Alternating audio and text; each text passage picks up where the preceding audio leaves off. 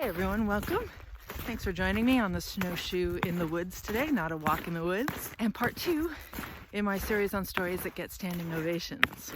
In which last video I talked about bringing emotion into your stories so that we know what the characters in your stories are feeling, what they were experiencing, so that we can really go on the journey with them.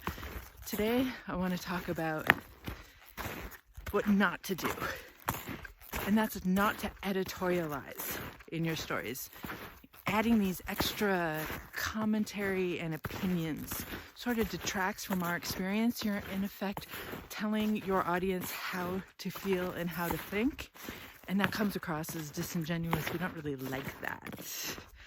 So an example in the book Daisy Jones and the Six. It's a wonderful fictional story if you haven't read it, loosely inspired by the story of Fleetwood Mac.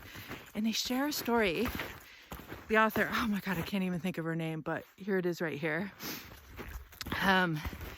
Tells a story about Daisy at a very young age. She was ignored by her parents and ran away from home and couldn't sleep at night. But she would get books wherever she could, and she would stay up all night reading books. And this story, much more detailed than I'm sharing with you, gave us so much insight into who Daisy was without telling us who she was. So my point is that our stories give us the ability to show instead of tell. We know that, right? That's not news to you.